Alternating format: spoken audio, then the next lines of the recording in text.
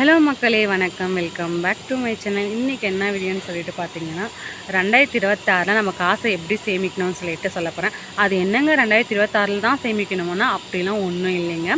இத்தனை நாள் நம்ம சேமிக்காத சரி 2026 புது வருஷத்துலேருந்து ஒரு பழக்கமாக நம்ம காசு சேமிக்கிற பழக்கமாக எடுத்துகிட்டு இந்த வருஷம் நம்ம சேமிக்கலாம்னு சொல்கிறது தான் 2026 எப்படி காசு சேமிக்கலாம்னு சொல்லிட்டு இந்த வீடியோவில் நான் சொல்ல போகிறேன்.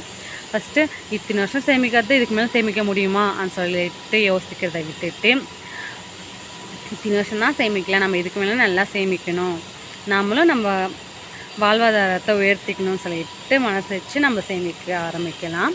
அது மட்டும் இல்லாமல் பார்த்திங்கன்னா, மாதமே நம்ம ஒரு 10,000 ரூபாய் தான் சம்பாதிக்கிறோம். அந்த 10,000 ரூபாய் எவ்வளோ போயிட்டு சேமிக்க முடியும்? வர்றதுக்கும் செலவுக்கும் கரெக்டாக இருக்குன்னு சொல்லாமல் நம்ம மாதம் 10,000 ரூபாய் சம்பாதிச்சோம், நம்ம 10,000 ரூபாய் சம்பாதிக்கிறோம், அது 9,000 ரூபாய் நம்ம செலவுக்குன்னு எடுத்து வச்சுக்கிட்டு 1,000 ரூபாய் நம்ம சேவிங்ஸ்ன்னு எடுத்துக்கணும். நம்ம மனசில் எப்படி இருக்கணும், நம்ம 10,000 ரூபாய் சம்பாதிக்கணும்னு சொல்லிட்டு நம்ம மனசில் இருக்கக்கூடாது.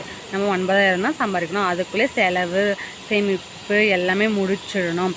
1,000 ரூபாய் நம்ம சேமிக்கிறதுக்கு மட்டும்தான் இருக்கணும். அது சேமிப்பு வந்த உடனே இப்போ மாதம் இப்போ 1ஆந்தேதி ஒருத்தருக்கு சம்பளம் வரும், 10ஆந்தேதி ஒருத்தருக்கு சம்பளம் வரும். அது எத்தனாந்தேதி சம்பளம் வருதோ ஃபஸ்ட்டு 1,000 ரூபாய் எடுத்து வச்சிடணும். நம்ம போஸ்ட் ஆஃபீஸில் போடுறோமோ, பேங்க்கில் போடுறோமோ, இல்லை உண்டியலில் போட்டு வைக்கிறோமோ, இல்லை நகைச்சீட்டு கட்டுறோமோ, ஏதோ ஒன்று, ஆனால் 1,000 ரூபாய் அது ஒரு சேவிங்ஸாக எடுத்து வச்சிடணும். இப்போக்கே நம்மக்கிட்ட 9,000 ரூபாய் தான் இருக்கும். 9,000 ரூபாய் நம்ம என்ன பண்ணுவோம், வீட்டு வாடகை, ஹவுஸ், இப்போ வாடகை வீட்டில் இருந்தால் வாடகை கொடுக்கணும், இல்லை சொந்த வீட்டில் இருந்தால் வாடகை கொடுக்குற பிரச்சனையே இல்லை. மிச்ச காய்கறி செலவு, சாப்பாட்டு செலவு, ஹாஸ்பிட்டல் செலவு, கேஸ் செலவு, இதெல்லாம் அடித்து பிடிச்சி பார்த்தா ஒரு 8,000 அந்த மாதிரியே நம்ம முடிச்சிடலாம். நான் பொதுவாக 10,000 ரூபான்னு சொல்கிறதுனால இதிலெல்லாம் இவ்வளோ முடிச்சிடலாம்னு சொல்லிட்டு நான் சொல்கிறேன். ஒரு ஒருத்தருக்கு ஏற்றமும் இருக்கலாம், ஒரு ஒருத்தருக்கு இறக்கமும் இருக்கலாம். அவங்க சம்பளத்தை பொறுத்து நீங்கள் இது பண்ணிக்கோங்க. அப்படி பண்ணிவிட்டு அதில் அந்த 9,000 நம்ம எப்படி கொஞ்சம் ஒரு 500 ரூபாய், 100 ரூபாய், 200 ரூபாய் எப்படி எடுத்து வைக்கலாம்னு சொல்லிட்டு நம்ம ஒரு மாதம் நம்ம சிக்கனமாக செலவு பண்ணால் மாதத்துக்கு இவ்வளோ தான் ஆகுதுன்ட்டு நம்மளுக்கு தெரியும். ஃபஸ்ட்டு சம்பளம் வந்தோடனே ஒரு நோட்டில் இதெல்லாம் தேவையில்லை, நம்மளுக்கு இவ்வளோ கடன் இருக்குது, இவ்வளோ வாடகை கட்டணும், இவ்வளோ கரண்ட்டு பில் கட்டணும், இவ்வளோ கேஸுக்குன்னு சொல்லிட்டு எடுத்து வச்சுட்டோம்னா ஒரு 100, 200லாம் மீறாமல் இருக்காது. நம்ம அந்த மீறுற மாதிரி தான் நம்ம செலவு பண்ணணுமே.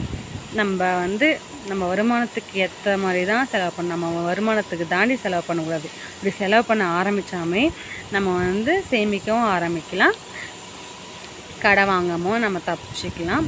நம்ம இப்போ அந்த 1,000 ரூபாய் சேமித்து எவ்வளோங்க எப்போங்க சேமித்து நாங்கள்லாம் நகை எடுக்கிறது, நகைப்போட விலைலாம் 1,00,000 ரூபா கிட்ட போயிடுச்சா அப்படிலாம் யோசிக்காமல் இப்போ மாதம் நம்ம 1,000 ரூபாய் சேர்த்து வச்சா 12 மாதத்துக்கு 12,000 ரூபாய். ஃபஸ்ட்டு பார்க்கும்போது 1,000 ரூபாய் தான் தெரியும், அதே 12,000 ரூபாய் தெரியும்.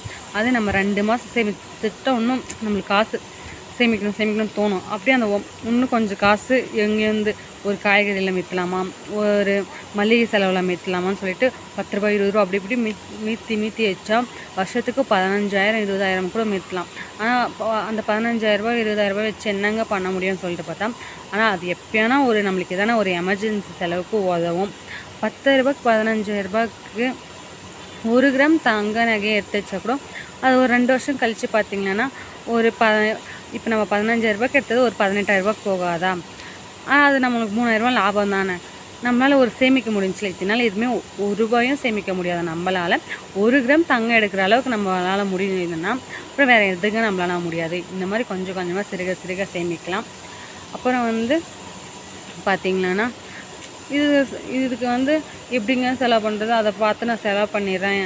இப்போ வீட்டில் இருக்கிறத பார்த்தா திடீர்னு எதாவது செலவுன்னா அதை தான் எடுத்து யூஸ் பண்ணிடுறேன்னு சொல்லாமல் அதை நம்ம செலவு பண்ணிட்டோம், அது நம்ம 1 ரூபா கூட எடுக்கவே கூடாதுன்னு சொல்லிட்டு முடிவோடு சேமித்து பாருங்கள். சேமிக்க கற்றுக்குனீங்கன்னா நீங்கள் சேமிச்சுக்கிட்டே தான் இருப்பீங்க தவிர சேமிக்கிறத விட மாட்டீங்க. இதுதான் எனக்கு தெரிஞ்ச சேவிங்ஸ். இந்த வீடியோ உங்களுக்கு பிடிச்சிருந்துச்சுன்னா லைக் பண்ணிக்கோங்க, ஷேர் பண்ணுங்கள், கமெண்ட் பண்ணுங்கள். மறக்காமல் நம்ம சேனலை சப்ஸ்கிரைப் பண்ணிக்கோங்க. Bye bye.